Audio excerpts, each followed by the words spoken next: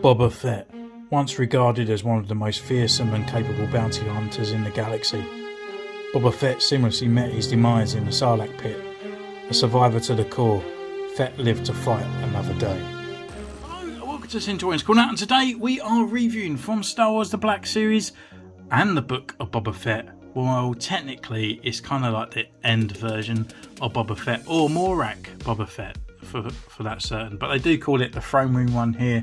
And it's not actually the Boba Fett from the book of Boba Fett, if that makes sense, because he has slightly a little bit different in the leg department, and even his jumpsuit and stuff as well is slightly a little bit more kind of snug fit. But anyway, I could go on about this. That is a deluxe figure. It does cost arm and a leg. I mean, some places are asking £36 for this guy, and he comes with no extra accessories more than what a Bad Batch member comes with. So I'm just going to skim over it, because it does bother me, and I always kind of go on about it. But anyway, he's looking pretty cool, looks really nice. The helmet and all that looks fantastic. On the side here we've got Boba Fett, it's nice and stand, and we've got it all in this sort of dark green to represent the Boba Fett's franchise. And he's number 2 in the line because we had Fennec Shand. And up here we've got his bio and that picture once again. So I guess without further ado, let's just crack this bad boy open. So here he is in his blister pack. Obviously now we can actually just see his little tootsies down here, and obviously like we've got his helmet and stuff that we could already see here. So we're just going to take him out for our first impressions. And to be honest, I've been quite anticipating for this figure. I really do like this look. I really like the cleanness of the armour and stuff like that. So yeah, I'm going to go away, put him through his paces, see what poses he can do, and we'll be back for a review in a moment.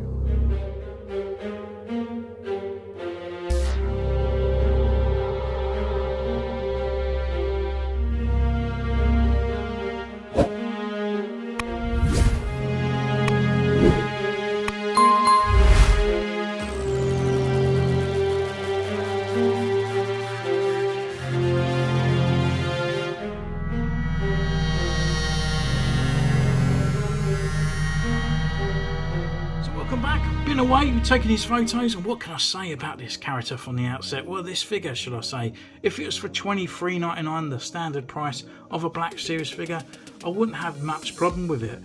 However, we're paying over the odds for this guy, and that's what I'll keep putting at the back of my head here. I'm not going to go on about the price, I'm not going to go on about all the accessories that it comes with, but I kind of expected a little bit more from Hasbro, a little bit more TLC with this character, but they've literally gone on for the name of Boba Fett and given him a bit of a higher price point for this. So it comes with 4 accessories on here.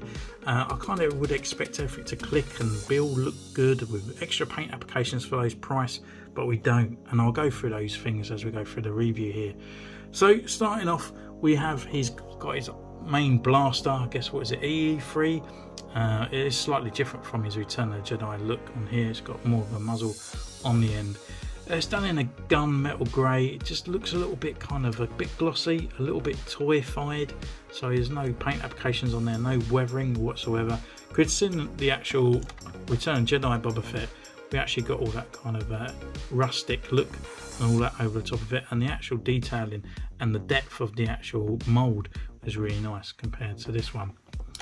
On the inside, on his stock, it is painted brown, but there's no rivets or anything on there painted at all, and it doesn't really fit well in his hand. It is a bit of a fight to get it in there, and also where the barrel is quite thick, putting it into his hand, it's a bit girthy, and that's what she said. So it does spread his hand out slightly, unfortunately, on there. So when we take this out, now his hand is stuck in a wider stance. So taking that gun away, we can actually go through his other accessory, which has just fallen off once again, and that's his jetpack.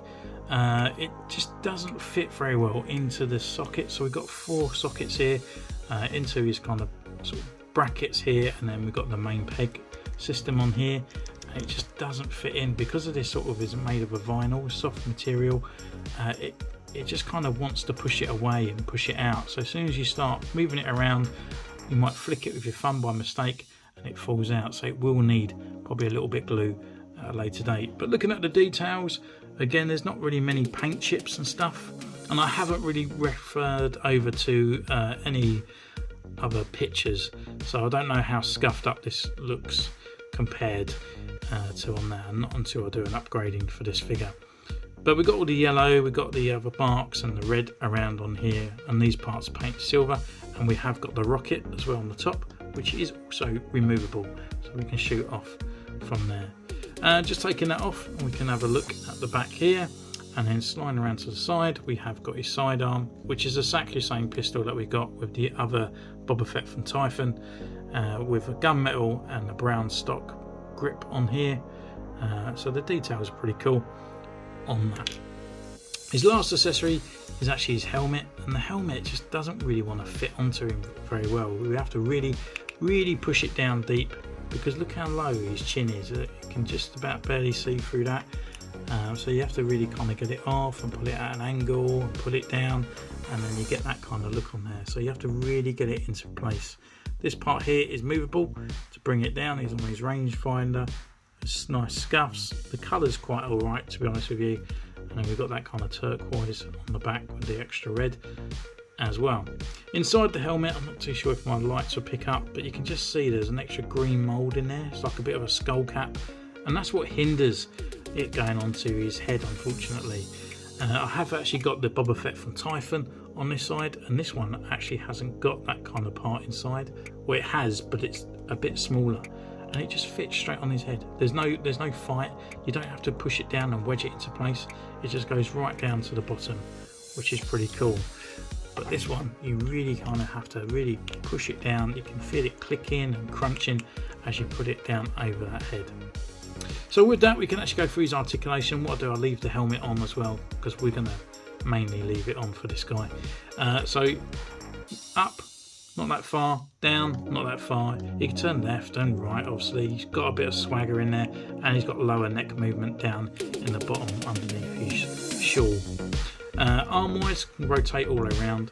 We have got a butterfly joint inside here, and also we've got the rotation at the elbow. Elbow comes up more than 90 degrees, it comes up to this far, and we've got rotation at the wrist as well. We've also got rotation here at the bracer, which is quite nice, so we can rotate this part, and then that part as well.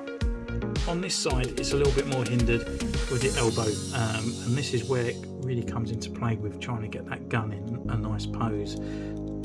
The actual bracer again is rotational around on here as well as the elbow, but obviously be careful of these wires because they may snap.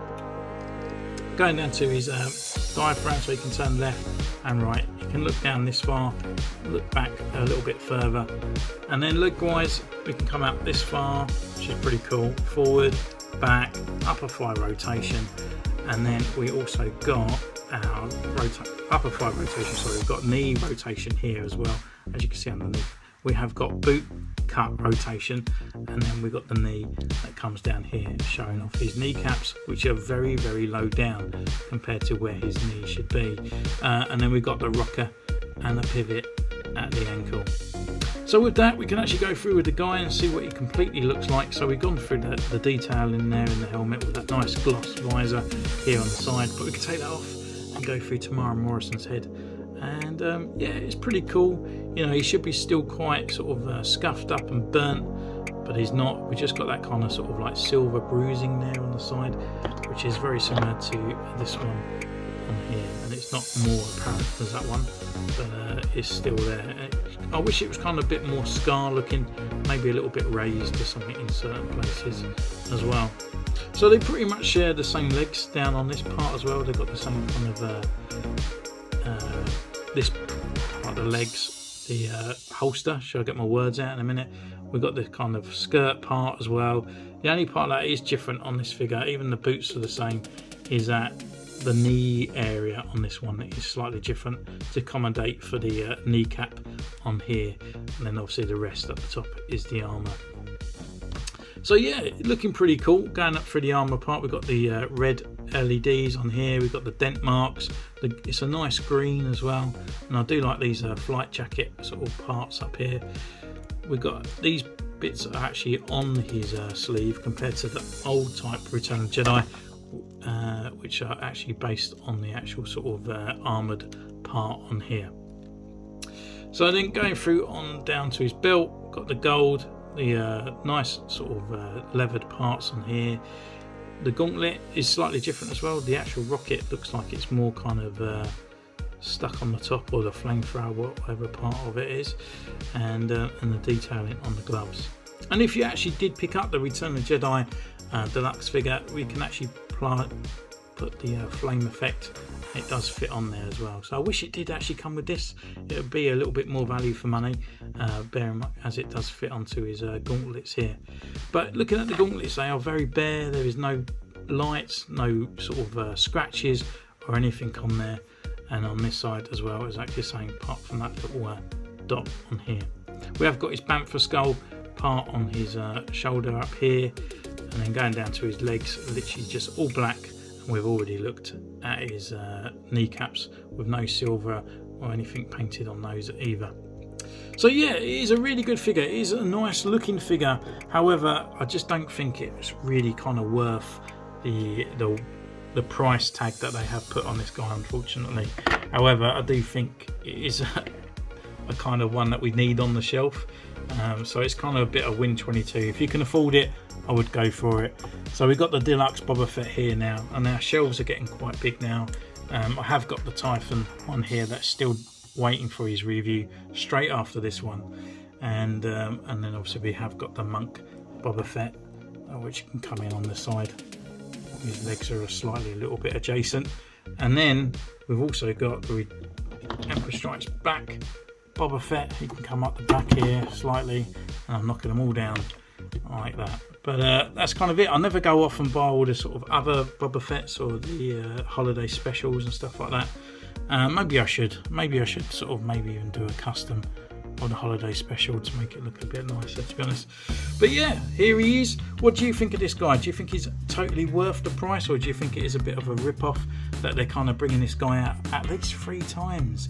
Look how many times he's already come out in the last sort of 4 months, and they're really getting their value for money, aren't they, from the mould? Let me know in the comments down below. You can subscribe, ding the bell, follow me on Instagram, which is in the description down below, and I'll see you next time. Take care. Bye.